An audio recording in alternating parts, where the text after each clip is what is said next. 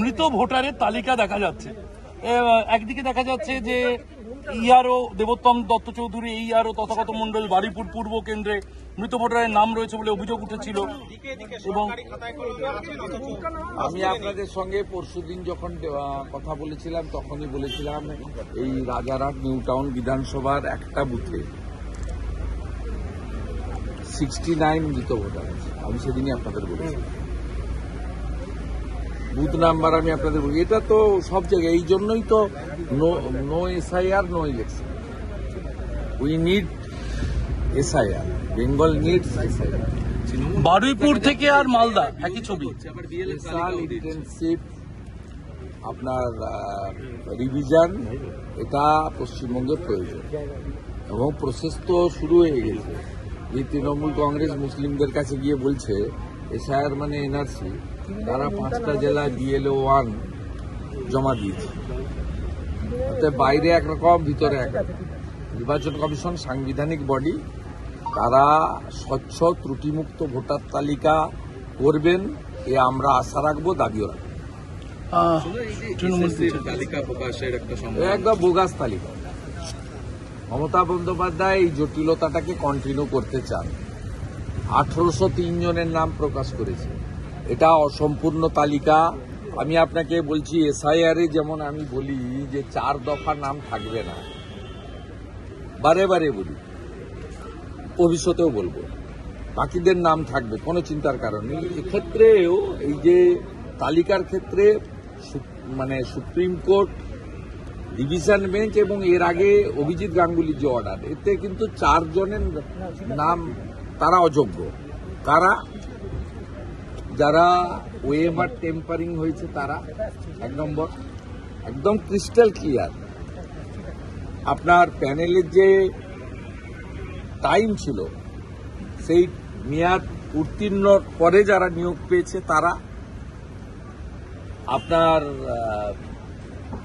Rank jump যাদের হয়েছে তাদের, এবং সাদা খাতাতে যারা চাকরি পেয়েছে, এই 4 ধরনের লোকের চাকরি থাকতে পারে না। এবং এই সংখ্যাটা 6000 সামথিং, যেটা 22 সালে অভিজিৎ গাঙ্গুলি মহোদয় একদম সংখ্যা করে অর্ডার করেছিলেন। পরবর্তীকালে ডিভিশন বেঞ্চ সেই অর্ডার কন্টিনিউ করেছে, সুপ্রিম কোর্ট ওদেরই টেন্টেড বলেছে।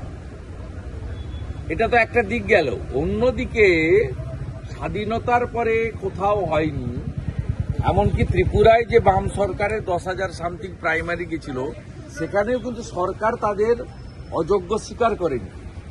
এখানে অন রেকর্ড 1803 জনের চাকরি অবৈধভাবে মমতা ব্যানার্জি সরকার দিয়েছে, স্বীকার করার মধ্য দিয়ে প্রমাণিত হলো এই সরকার, যারা সংবিধানকে সামনে রেখে অন্তর্ভুক্তির শপথ নিয়েছে, তারা এই ধরনের বেআইনি কাজ করেছে। এবং এটা সম্পূর্ণভাবে কোনো নির্বাচিত সরকার করতে পারে না। এবং তাদের যে ব্যুরোক্রেসি এই কাজে সহযোগিতা করেছে তা মারাত্মক। আমি কথা দিতে পারি, সিপিএম এর ভুলের জন্য মন্ত্রিসভা ছাড় পেয়েছে। সিপিএম যখন স্কুল সার্ভিস কমিশনের আইন তৈরি করে একটা জায়গা লিখে রেখে দিয়েছিল, সেই জায়গাতে পরিষ্কার ছিল যে অ্যাডিশনাল পোস্ট ক্রিয়েট করতে পারে ক্যাবিনেট, যেটা ডিভিশন বেঞ্চ সিবিআইকে দিয়েছিল অর্ডার করতে, অভিজিৎ গাঙ্গুলি মহোদয়ের অর্ডারকে আপহোল্ড করে। সেটা সুপ্রিম কোর্টে গিয়ে এরা মুক্তি পেল কেন? 1996-এ এসএসসির যে সিপিএম এইটা করে গেছে, সিপিএম জানতো যে আমরা আরো 50 বছর 100 বছর থাকবো, নাতিরাও মুখ্যমন্ত্রী মন্ত্রী হবে। সিপিএম জানতো না যে ওরা চলে যাবে। সেই জন্য সিপিএম 96 সালে স্কুল সার্ভিস কমিশনের রুলে রেখে গেছিল যে অতিরিক্ত শূন্য পদ ক্রিয়েট করতে পারবে ক্যাবিনেট। সেই কারণে মমতা ব্যানার্জি সহ তার পুরো ক্যাবিনেট তারা বাইরে আছে, যারা 2022 সালে 5ই মে অবৈধভাবে 5800 পোস্ট ক্রিয়েট করেছিল, যেটা তদানীন্তন গভর্নর, এখন x vice president Jagdeep Dhankhar আটকে দিয়েছে। এটা আমি বারে বারে ডকুমেন্ট হিসেবে দেখি। আমি পশ্চিমবাংলার বেকার যুবক যুবতীদের কাছে কথা দিতে পারি, ভারতীয় জনতা পার্টির বিরোধী দলনেতা হিসেবে, এই যে 1803 অ্যাডমিটেড বেআইনি লোককে চাকরি দিয়েছে, বিজেপিকে সরকারে আপনারা আনুন। আমরা স্পেসিফিক সরকারে এলে এফআইআর করে মন্ত্রী আমলা যারা এই বেআইনি লোকদেরকে অ্যাপয়েন্ট করেছে তাদের বিরুদ্ধে আমরা কঠিনতম ব্যবস্থা নেব। বিজেপিকে আপনারা এপ্রিল মাস 2026 সরকারে আনবেন। আমি কমিট করছি 8 মাসের জন্য, আপনারা 8 মাস পরে দেখে নেবেন, কথা কাজের মধ্যে মিলিয়ে নেবেন। এবং এই লোকগুলোর ভবিষ্যৎ, including Mamata Banerjee and her caucus, এদের ভবিষ্যৎ কিন্তু ঠিকানা হচ্ছে জেল। গতকালকে যে ছবি দেখা গেল প্রদেশ কংগ্রেস ভবন, রাকেশ সিং আপনার সঙ্গে একাধিকবার তাকে দেখা গেছে মঞ্চে। রাকেশ সিং বিজেপির সমর্থক, বিজেপির মেম্বারশিপ নিয়েছে, বিভিন্ন কর্মসূচিতে থাকতেই পারে, তার সঙ্গে কি আছে। কালকে আমাদের রাজ্য সভাপতি শ্রমিক ভট্টাচার্য মহোদয় এটা নিয়ে বলেছেন। আমি শ্রমিকদার বক্তব্যকে সমর্থন করি, আমার এটাতে আলাদা কোনো বক্তব্য নেই। এর দুটো পার্ট আছে, এটা দলের কর্মসূচি কিনা, অনুমোদিত কিনা শ্রমিকদা বলেছেন যে এটা দলের এন্ডোর্স কর্মসূচি নয়। আর দ্বিতীয় পার্ট হচ্ছে যেটা সজল ঘোষরা, কেয়া ঘোষরা বলেছে যে ভারতীয় জনতা পার্টি বা অনেক মানুষের মধ্যে এই মাননীয় প্রধানমন্ত্রীর মানে প্রবীণা প্রয়াণ হওয়া মায়ের প্রতি যে ভাষা, দুটো পার্ট আছে। হয়তো আমি মাননীয় রাজ্য সভাপতির বক্তব্যকেই আমি পূর্ণ সমর্থন করি, আমার আলাদা কোনো বক্তব্য নেই। সাথে সাথে সজল ঘোষ এবং কেয়া ঘোষ যে সেন্টিমেন্টের কথা বলেছেন, সেন্টিমেন্টটাকেও আমি সমর্থন করি, কিন্তু সভাপতি যেভাবে বলেছেন সেটাই আমাদের সকলের কথা। আমরা বিজেপি সভাপতি ওরিয়েন্টেড পার্টি, পার্টি প্রেসিডেন্ট যা বলেছে, all BJP workers, leaders, functionaries, MLA, MP, আমাদের সকলের বক্তব্যই শ্রমিক ভট্টাচার্য প্রদেশ সভাপতি। আপনাকে শুভঙ্কর সরকার কিছু জানিয়েছেন? আপনি যেহেতু রাজ্যের বিরোধী দলনেতা, আপনাকে কংগ্রেসের কোন নেতা এই বিষয়ে কোনো অভিযোগ? আমি আই এম নট ইন্টারেস্টেড।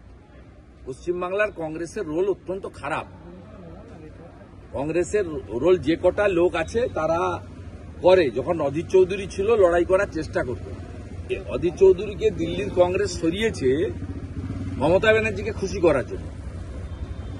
অতএব এখানে ওখানে সোনিয়াজি, রাহুলজি, প্রিয়াঙ্কাজির সঙ্গে eating, meeting, sitting, dinner, lunch, tiffin সব করছেন। ওখানে কি ললিতেশ ত্রিপাঠী, তাকে চিনি না, সে কোথাকার কি যাই না, সে যাচ্ছে, আর ইউসুফ পাঠান যাচ্ছে, যাকে মুর্শিদাবাদে দেখা যায় না, মুর্শিদাবাদে কারোর জন্য পাওয়া যায় না, তিনি যাচ্ছেন। তারা পার্টি প্রতিনিধিত্ব করছে ওখানে। পশ্চিমবঙ্গ আর বিহার তো এক ছিল, 1905 সালের আগে পশ্চিমবঙ্গ বিহার তো এক ছিল। বিহারে কংগ্রেসের সঙ্গে হাত মিলিয়ে তৃণমূল মিছিল করবে, আর পশ্চিমবাংলায় বলবে আমরা বিপ্লবী। অতএব I am not interested for Congress. লড়াই তৃণমূল কংগ্রেসের সঙ্গে, তৃণমূল কংগ্রেসকে সরাতে পারে বিজেপি, এটা বারে বারে প্রমাণ হয়ে গেছে। 19, 21, 24 প্রমাণ হয়ে গেছে। BJP is the ফরমেটেবল, dependable, not yet মানে টেস্টেড অল্টারনেট। অভিষেক বন্দ্যোপাধ্যায় আজকে কাঁথি এবং দার্জিলিং এর বিধায়কদের নিয়ে বৈঠক করছেন। যে ডেলি হাট ডেলি করে, তাতে কি জেলা কাঁথি আপনি দেখান না, আমার গোটাটাই আমার, ওটা ভারতবর্ষটাই আমার, এত ছোট জায়গায় আমাকে পাঠাবেন।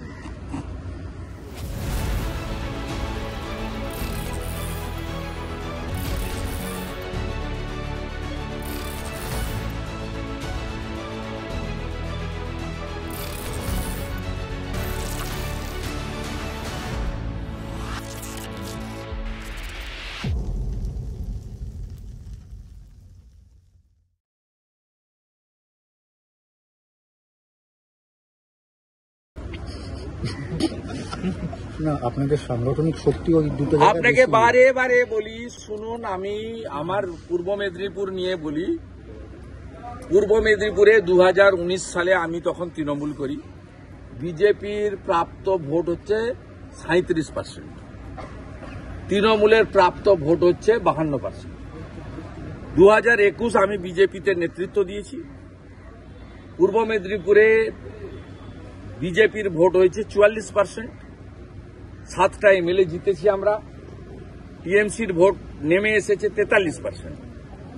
2024 লোকসভা নির্বাচনে বিজেপি যে নতুন 2টো সিট জিতেছে সেটা আমার জেলা থেকে, কাঁথি এবং তমলুক। সেখানে বিজেপি ভোট পেয়েছে 46%। আমি 19 থেকে 24 ক্রমান্বয়ে বড় নির্বাচনে ভারতীয় জনতা পার্টি পূর্ব মেদিনীপুর জেলায় তার ভোট বাড়িয়েছে, তৃণমূলকে নিচের দিকে নামিয়েছে।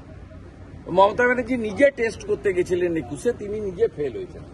আমি নরেন্দ্র মোদীজিকে কথা দিচ্ছি সবার সামনে অন রেকর্ড সেভারাল টাইম, যা আমি উনাকে প্রশাসনিক পূর্ব মেদিনীপুর জেলা থেকে উনি যাদেরকে সেন্ট্রাল বিজেপি নির্বাচন কমিটি প্রার্থী করবে পদ্মফুলে, সেই 16 জনকে জিতিয়ে মোদীজির হাতে তুলে দেওয়ার দায়িত্ব আমার।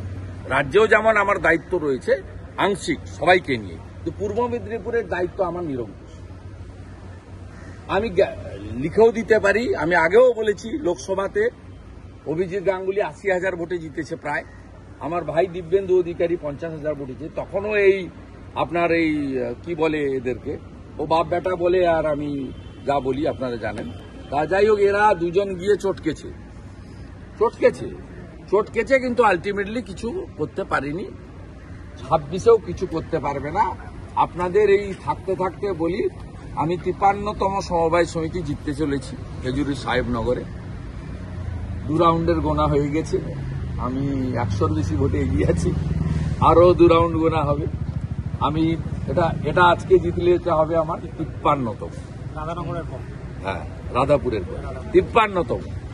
রাজ্য পুলিশ দিয়ে ভোট করেও আমি সমবায় তৃণমূলকে একদম সাফ করে দিয়েছি, যাকে আমাদের গাঁয়ের কথায় বলে গেঁড়ু উপড়ানো হচ্ছে, যাতে এক তৃণমূলের আর ছিন্নমূলের কোনো বিন্দু মাত্র থাকে না। আমি প্রমাণ করে দিয়েছি, 26-এ প্রমাণ করে দেবো। ওকে বলুন ডেকে ভাগ ঠিক আসছে কিনা, জেলা পরিষদ থেকে, হলদিয়া থেকে, দীঘা থেকে, এইসব ভাগ মাটোয়ারাটা ঠিক দেখে নি, চোর ভাইপো এগুলো করে নি। ভোট হবে না। ও গাঁয়ের ছেলের সঙ্গে গাঁয়ের লোক আছে, এসব বড় লোকের সঙ্গে নেই। চিন্তা শেষ একটাই প্রশ্ন, আজকের বৈঠকে এটা আমার রুটিন কাজ। পার্টি যে দায়িত্ব দেয় আমাকে পালন করতে হয়। পার্টি আমাকে কিছু দায়িত্ব দিয়েছে নির্বাচন সংক্রান্ত, অলিখিত দায়িত্ব, সেই দায়িত্ব আমাকে পালন করতে হয়। পার্টি ফার্স্ট, তারপরে অন্য কিছু, ঠিক আছে? যেমন বিজেপির কাছে নেশন ফার্স্ট, পার্টি তারপরে, আর ব্যক্তির কোনো জায়গা নেই এখানে। আমাদের ক্ষেত্রে পার্টি ফার্স্ট। পার্টি যদি বলে একদিন তোমাকে ক্লিন করতে হবে এই অফিসটা, সেটাও করবে। যখন